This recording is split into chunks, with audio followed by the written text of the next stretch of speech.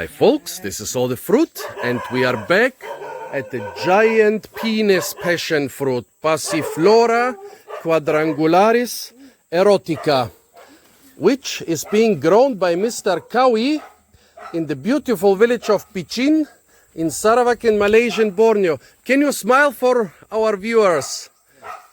This is Mr. Kawi who grows the giant passion fruit. Look at the size. It's bigger than his head. And here we have the first problem because this one does not look that erotic. However, this one here does. When we were trying to find out about the origin of this variety, Passiflora quadrangularis erotica, also called the giant passion fruit, we couldn't find out more. There was one source that says recently discovered in Brazil. And most sources didn't say a lot about the origin of this variety. However, what all the sources agreed on is that the plant is not self-fertile. So I thought, okay, two distinct types of fruit on the plant. So, and it's not self-fertile, so probably there are two plants. And when I looked at the root, yeah, there seemed to be two roots. However, then Mr. Kawi said, where is my assistant? She ran away with the... Mr. Kawi said that he planted the stuff himself. He took a small cutting, put it in the ground, and the two stems grew out of it. So he can certify for sure that he did not buy two plants or even two plants in one pot. Sometimes this is being done with non-self-fertile plants. They sell 2 or 3 in one pot, and the buyer often doesn't even know that he is buying several plants. I thought there's something like this, but no, Mr. Kawi said no, he did it himself. He took a cutting, planted it horizontally, and 2 stems came out. So it's one plant. So the first problem is, why does it have some fruits which look normal and some fruits which look like the variety Erotica? Well, I think unfortunately the solution lies with those little mosquito-like animals, or maybe some different animals. I saw several different insects here on this plant, several different species of insects, which kind of make the hole and make those things rot. And I already mentioned this thing in a video a couple days ago, and also contacted the cucumber guy, which coincidentally does not breed cucumbers but passion flowers. And he said,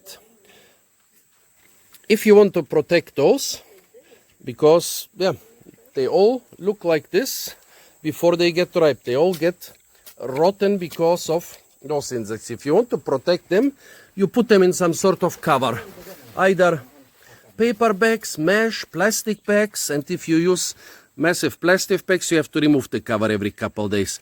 So immediately they took this, this, I don't know, potato bag or what is fresh, this garlic bag, which looks totally like a mosquito net, put it around those 2 big fruits, and look at that. Those fruits develop perfectly.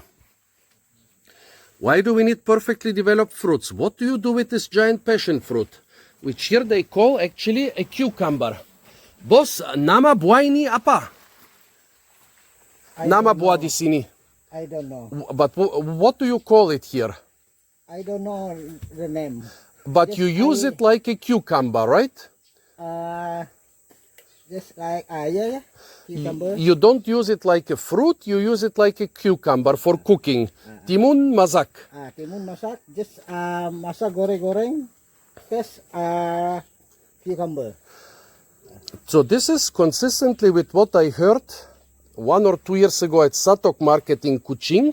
They were selling me this plant as a white, what it is, a Timun blanda, which means blonde cucumber, or rather Dutch cucumber. The Dutch were the colonial masters of Kalimantan, of the other half of the island, and a lot of fruits which they introduced, they call something with blanda, like the soursop here, the soursop which is somewhere here.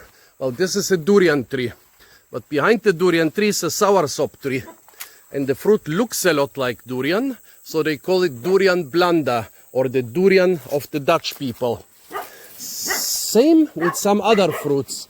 And apparently they call this passion fruit here Timun blanda, the cucumber of the Dutch people. And this passion fruit is a very special one, not only because it's so big, but because you can eat every part of the fruit. Let's try to salvage something from this half-rotten one. What you eat in most passion fruits is this pulp around the seed. This part is quite still good enough. I wouldn't say that it's ripe enough for me. I like them riper and sweeter, but it definitely tastes like passion fruit seeds. However, imagine with such a giant fruit, with a normal passion fruit, you throw away maybe 20-30% because the rind is 20-30% of the weight, and with some modern varieties even less, maybe 10-15%. But here you would be throwing away like 95% of the fruit. But do not despair. They're super thick, ranch edible. It's not edible when it's ripe, then it becomes leathery like in other passion fruits. But as long as it's unripe, the seeds will not have the maximum taste, but the rind will still be tender enough. It's not so much like a cucumber, it's more like a melon. It tastes more like a melon. Here is the beautiful flower. Here you can see, despite some people calling it a cucumber, the fruit is very clearly, the flower is very clearly a passion flower. Oh, here one of the fruits which they haven't covered yet. So, Mr. Cowie explained to our friend, Mr. Ringus, how this can be cooked. And now we will try to take one home and cook it, because I have never had cooked passion fruit before in my life. Who wants cooked passion fruit? Yes. So our great giant passion fruit farmer sent us home with 3 giant passion fruits. None of them too penis-like, but look at this one. It seems like it is kind of constricted in the middle.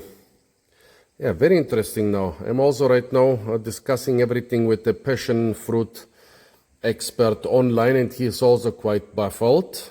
He's still a very young expert, but nevertheless, he is still quite baffled why those are pollinated when they're growing on one plant, why some of them look penis-shaped. We are pretty sure that there is no other giant passion fruit for miles around here. I mean, they didn't even know what it is. They didn't even know that it is a passion fruit. Now they believe me, and also checked out the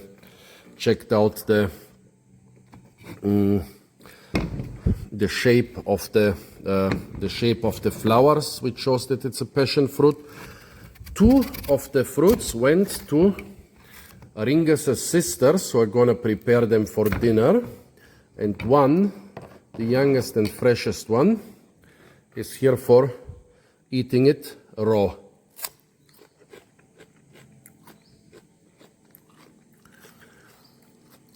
Yeah, it kind of tastes a little bit like a boring melon.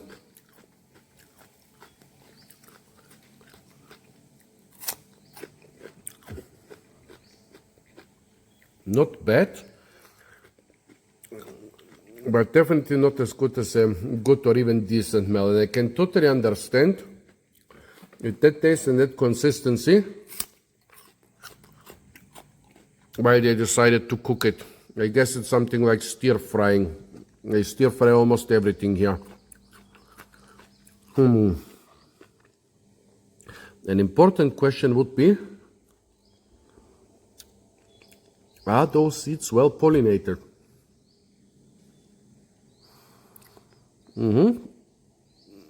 The pulp around the seeds is a bit tastier than the rind. Nosti sour is a little bit sweet. Even with a little bit of passion fruit flavor. And look at the beautiful colors.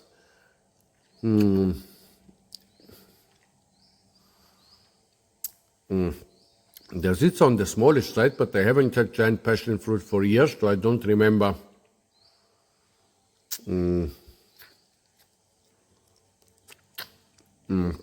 how the seeds were. Here is one of the seeds.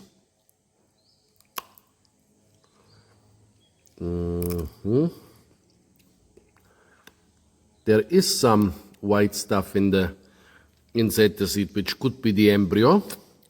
More and more confused.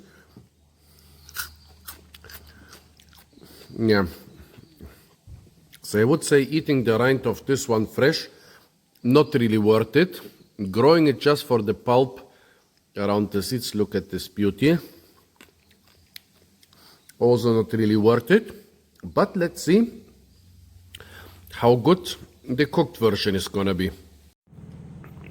So a couple of the people who tried the half-rotten one in the garden also tried this one with me, and we agreed that it's totally underripe. Unfortunately, the one which was more ripe and tasted a bit like a honeydew, or somebody said, who said like the rind of a watermelon? One girl said it tastes like the rind of a watermelon, but this here we all agree is pretty, what you said, bitter, she said tasteless. So clearly an underripe fruit. Okay, so now let's see. Today they are gonna cook the two other fruits, and this one we might cook the day after and see if it's better cooked. So our friends have prepared the giant passion fruit.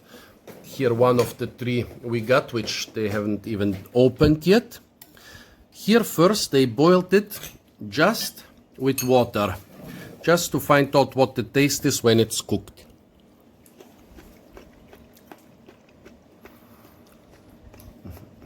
Still a bit crunchy, but softer. I would also say that the little amount of nutrients that's in the rind, I guess it's quite similar to a cucumber or zucchini, has been made better available by the cooking. But yeah, still a pretty bland taste. But the taste which can, basically, a vegetable which I think can take on pretty much every taste. And here they have cooked it with oil, garlic and soy sauce, right Ibu?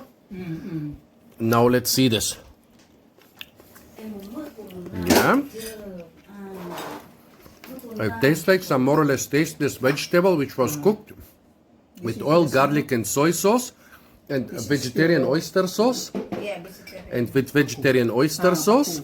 Basically everything tastes nice when cooked with those things. But yeah, now we know that this is a big productive vegetable which can be cooked. Basically, I think this is very similar to the wax squirt, right? The wax squirt is also so big and not much taste, but you make soups with it and you cook it with a lot of things.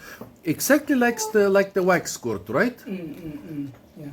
Yes, I think this is the best comparison. This one I not goreng. This one, the sour eggplant. But this one does not taste like the sour eggplant. This is almost tasteless, which means it can be mixed with everything and acquire those tastes. So very interesting. Try it, guys. Very interesting fruit. And remember, folks, the guy who planted it here didn't know what it is, and he still found out that it can be cooked. And my friends here, they saw it today for the first time, and they found interesting ways to cook it and to make it really pleasant. Thumbs up to the great Bidayu people of Borneo, folks. Also tell me, what do you do with the giant penis passion fruit? Apart from that, stay tuned for a lot more fruit videos from the beautiful and incredibly fruit-rich island of Borneo. And of course, don't forget to like, share, comment and subscribe.